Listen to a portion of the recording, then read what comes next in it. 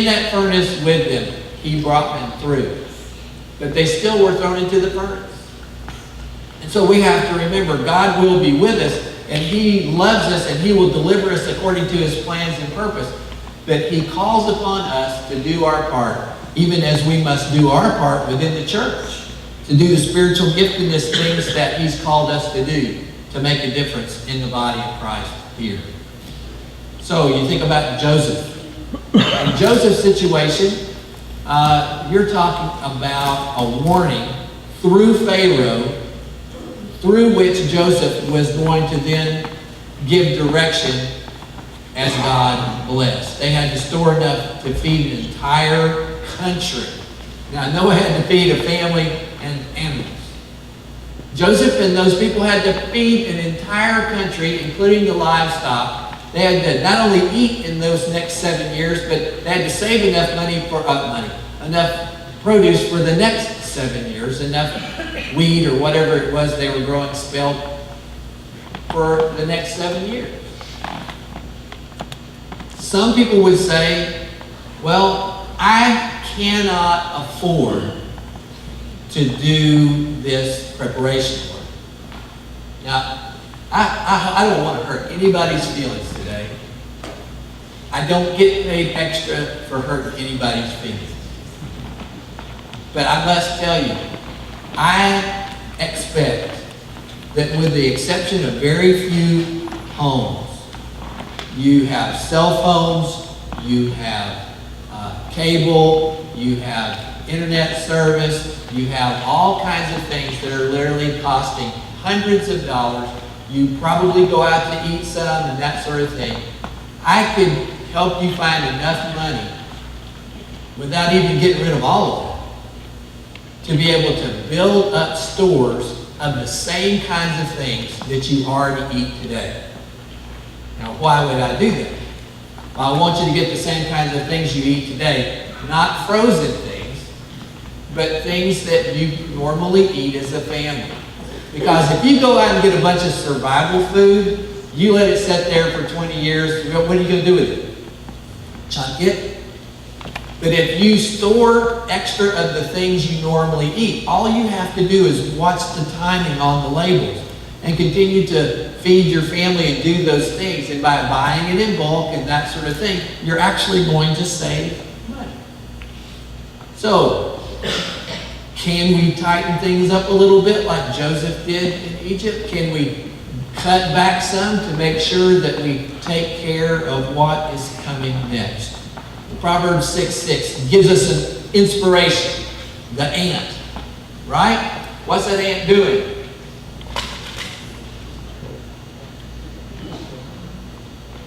He is putting away food, laboring all summer, gathering food for winter. This was the way the world functioned until very recently. Proverbs chapter 27, verse 12 reminds us a prudent person foresees danger and takes precautions. The simpleton goes blindly on and suffers the consequences. This applies to our spiritual life. If I know I need to surrender my heart and life to Jesus and I keep putting Him off until someday, I'm going to suffer the consequences. If I die, I'll spend eternity in hell. If I live that way, even if I respond to Christ and I am saved, eventually I will have wasted whole decades of my life that could have been used for God and were used in my own selfish pursuits. But this also applies to our situation as we care for our family. Look at 1 Timothy 5:8. If anyone does not provide for his relatives, and especially for his immediate family, he is denied the faith and is worse than an unbeliever. Now this is God speaking to us from the Word. This is a call that we have. You say, well, how can I possibly do that? If the whole economy collapses and that sort of thing, how can I possibly do that? Anything God calls us to do, He will help us do. And so if you have a heart to provide for your family, whether this lock example is talking about security or whether it's food or whatever it might be, and you go to God and you say, God, I understand. Now, you please show me how I'm supposed to go about this with my family and my circumstances. You see, it's often true that one spouse will be in favor of this and the other one will not.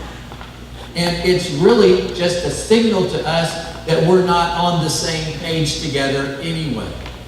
That we need to spend some time in our relationship, understand each other's concerns, each other's goals, and to pray together and to seek what God would have us to do.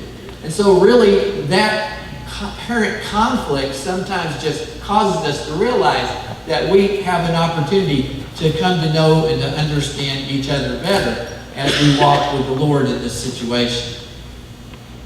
Now, a lot of times in life and in our economy, lest we forget, there are a number of things that we need to remember here. This situation where we care for our family, there are no exclusions to it. You can't say, well, can I be excused from doing that for a famine, for an economic downturn, there's a blizzard, God's not going to count that. That is when it matters the most. You see, we always want God to show up when we're in a crisis, right? God, get me out of this situation. We pray, God, help me with this health, with this tragedy, with this problem. And our families are looking to us in a time of crisis to have listened to God, have paid attention, and have done our part to be able to share resources as well. The person who wrote this statement runs a place on Christian preparedness, and he says, I take this verse seriously, 1 Timothy 5:8. It's my job to provide, come what may, in order to provide for the above-mentioned scenarios. And he's talking about all of the floods and famines and things that we've discussed so far this morning. I guess one could run to the grocery store right before a blizzard hits, but that sounds more like a grasshopper than the ant. So maybe I remember that old story. And a lot of times we think at the last minute we'll just hoard something, when in fact, prepping is not hoarding. It's preparing for your day-to-day existence throughout a period of year. Hoarding is when you go and you grab the last things that are in existence and you try to hold it for yourself while other people have nothing. Life and economy, unless we forget. There was a time, and it wasn't that long ago, that there were no time clocks. You don't have a time clock on a farm. A homesteader doesn't have a time clock. There were no paychecks. Farmer Brown did not get any direct deposits. He didn't use any EFTs. He really didn't get any raises or bonuses unless farming was going really well at that time. Things were going well in animal husbandry and that sort of thing. Didn't get much paid leave. There were not too many of those folks getting maternity leave, paternity leave. There were no 401ks, no IRAs. Folks, Social Security is not even 100 years old. We think Social Security has been going on forever. It's not even 100 years old yet. Medicare, Medicaid came into existence during my lifetime. Lone Star cards, health insurance, FDIC insurance did not exist until after the Depression. To guarantee supposedly that you're going to have your money in the bank for at least a certain amount of protection, something that the government is fully incapable of doing if there is a national crisis. It wasn't that long ago that there were no cell phones. It really hasn't been that long ago there were no telephones. In the lifetime of my own grandmother, there was a period of time where none of those things at all existed in her world. No electrical grid, no electric lights, no electric computers. The only computer that she might have seen was at school, and it was called an abacus, and you moved the little beads from side to side. And yet we built our lives on these things, and we think they will always be there. These things will always happen for me and for my nation. And it's just not true. People talk about right now that there are so many things on edge. It's like dominoes have been set up just waiting for somebody to knock over the first one. Well, that's called the Great Tribulation, and it's coming. I'm with Ramona. I don't want to be here for that. But the reality is, regardless of what your end times views are, we don't know how bad the world's going to get in terms of birth pangs before the rapture of the church even happens. So we have to plan ahead. Think with me about Nehemiah chapter 4, verse 14. Nehemiah sees the people being just overwhelmed by enemies. I saw their fear. I rose and spoke to the nobles, officials, and the rest of the people. Do not be afraid of them. Remember the Lord who is great and awesome. And some of you today on Crisis Preparation, you want to stop right there. Remember the Lord who is great and awesome. Enough said. But he didn't stop there. And fight for your brothers, your sons, your daughters, your wives, and your houses. Trust God.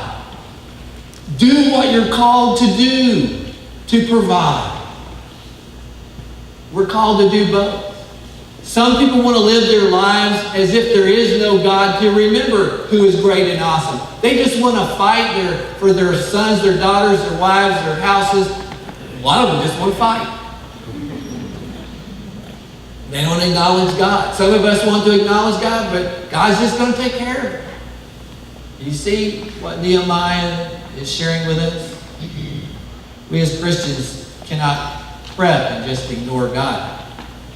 Luke 12:21 is the story of the rich man who had such a harvest that he decided he just needed to build more barns. Let's eat, drink, and be merry, for tomorrow we shall die. So is the man who stores up treasure for himself and is not rich toward God. See, the story is, God said, you fool, tonight you will give account for your soul. He had all the stuff, but he wasn't ready for eternity. We cannot ignore God and just try to deal with it by having stuff. We cannot just plan to eat, drink, and be merry while the world around us falls apart. Some people know enough about this passage in Luke 12 to know that the passage that follows it talks about not worrying what you're going to eat, what you're going to wear, what you're going to drink. That the world, the Gentile worlds, the ones that think about that thing. And so they say, see there, we're not supposed to even be concerned with it. Do you see the word there? That's the key word in that passage. Do not worry. Worrying is no good. Take all that from worrying and go out and plant something. Grow something. Put something in cans. Put it in some shelves. Hide it under your bed. Whatever you want to do. Not because you're trying to hoard. Not because you don't trust in God. But because your ancestors, for the thousands of years in the past, every year of their life, grew things, planted things, put them in some kind of preservation and kept them because they knew winter was coming and they would need food. We trust God and we work. Treasure in heaven is the priority. Caring for family is the biblical priority. Those who do not are worse than unbelievers. And so we put our treasure in heaven, but in this lifetime we take care of family. We think of church family. We think of our own individual families as well. Matthew 9:36. Jesus looks at the crowd. Seeing the people, he felt compassion for them because they were distressed and dispirited like sheep without a shepherd.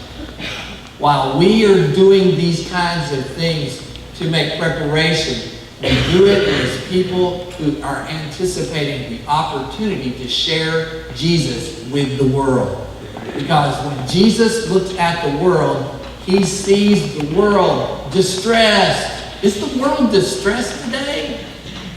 I'm not going to ask you to raise hands, but are we distressed today with the world? Dispirited. But we're not sheep without a shepherd. If you know Jesus, you are not a sheep without a shepherd. You have a great shepherd who is watching over your soul. And he calls you to join him in that word. The last thing I want us to look at today is John 15, 12, 14, and a passage from Romans as well. We talk about Valentine's Day and we talk about love. The kind of love that's on Valentine's Day for a lot of people has more to do with lust than it has to do with love. I want something from you to make me happy. So my goal is to use you to make me happy. If you get pregnant because of what I want, that's your problem. But I'm in love with me, and I want you to make me happy. And that's what they have got in their head is love. What God sees as love is this. This is my commandment, that you love one another just as I have loved you. No greater love has no one has than this, that one laid down his life for his friends. His love caused him to sacrifice his own life that we could have salvation. If you're not wanting to do something to help the people around you because you're trying to just take care of you, that's not love. That's selfishness. But if you're willing to make sacrifices in the work to take care of your family and to be able to minister to other people and share the gospel with folks, that sacrifice, that laying down of your life and your time and your opportunities to share the gospel